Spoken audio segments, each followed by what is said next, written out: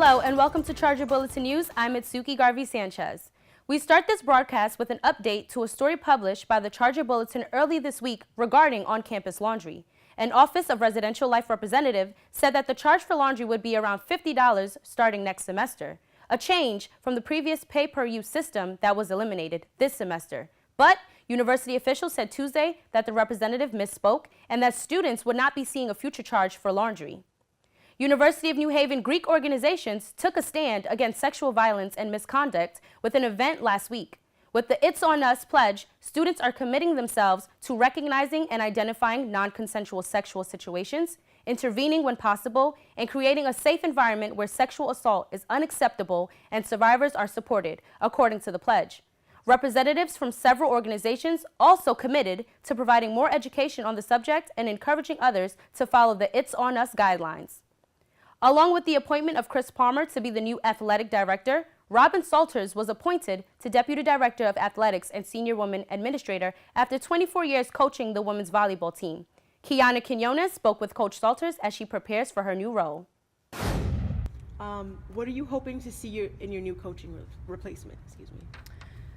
I think that's an interesting question. I think I've been presented that question quite a bit because, I took over the position from Debbie, and she was still here. And so the new person will have that same sort of relationship.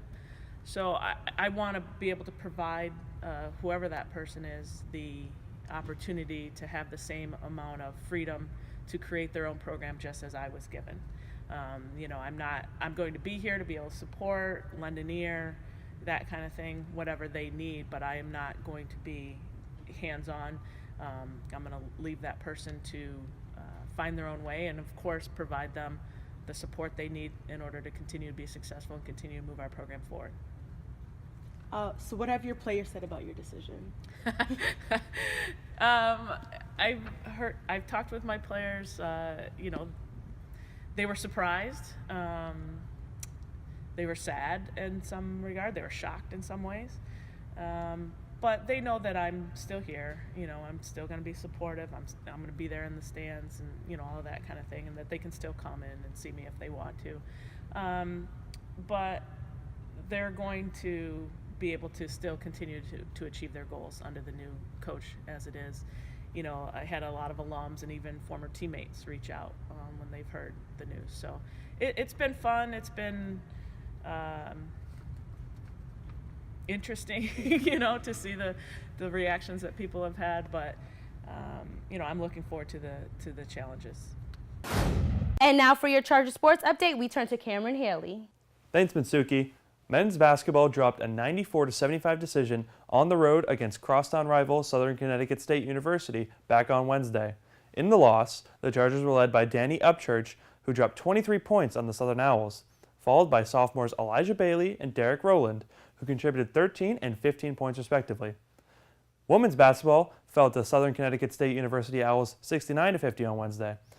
Junior Alexander Kerr and freshman Bree Pergola each reached double figures with 12 and 10 points respectively, but it wasn't enough to keep up with the Owls. Both teams will look to get back on track February 3rd as they play against Adelphi at the Charger Gym. In other Chargers news, the women's lacrosse and men's baseball were ranked 8th and 17th in their respective preseason polls. The Chargers softball was ranked number 2 in the NE10 Southwest for the upcoming season, but they will look to live up to those rankings and get the season underway. And that's all for Charger Sports, and back to you, Mitsuki. The Victimology Club hosted the Faces of Domestic Violence this week. Students read scripts and stories of domestic violence from multiple perspectives to raise awareness by creating an interactive and educational environment. Kiana Quinones has more from the event. On Tuesday, January 30th, the Victimology Club hosted a presentation called The Faces of Domestic Violence in Bucknell Theater. The event was used to bring awareness to the many different people who are affected by domestic violence. A video about survivor Tracy Thurman introduced the topic. Her experience led to court case Thurman v. City of Torrington, bringing to light the mistreatment of domestic dispute cases in the hands of the police. The presentation showed some students that abuse can come in many different forms. A lot of people don't know the real definition of abuse. And I'm starting to see like there's so many different types that it's kind of just like has you thinking like this is really happening all over and people don't know. People from the audience were handed scripts at the top of the show and asked to read stories from survivors of domestic violence. The Victimology Club said that this segment of the event was important because it, quote, breaks the stereotype that domestic violence only happens to women, specifically white women, end quote. There are a lot of myths out there, like that only poor people get abused or only people of that race deal with domestic violence. Zenobia Johnson, the executive assistant of Write Poetry Club, was a reader on stage and shared what the experience was like for her. Because it's just like so emotional knowing that like, you know, people truly believe that like these people care for them, and then like, you know, even though they continue to be abused, they continue to stay because they're not sure what other like, you know, options there are for them. It's just like, it's really sad and it hurts me, honestly. This has been Kiana Quinones reporting for the Charger Bulletin. Super Bowl Sunday is coming up, so we go back to Cameron Haley with a preview. Thanks, Mitsuki. The two teams involved in Super Bowl 52, the New England Patriots and Philadelphia Eagles, are looking to make history. Tom Brady, at age 40, is looking to be the oldest player to ever win the Super Bowl, as well as the only player to ever win 6 championships in league history. Nick Foles and the Eagles are looking to finally bring back a championship to Philadelphia. The franchise had played in 2 prior, failing to bring back the Lombardi Trophy each time. The game is at 6:30 p.m., February 4th on NBC. That's all we have for Charger Bulletin News. Make sure to follow us on social media to stay up to date on all the news at the University of New Haven. For the Charger Bulletin, I'm Mitsuki Garvey Sanchez.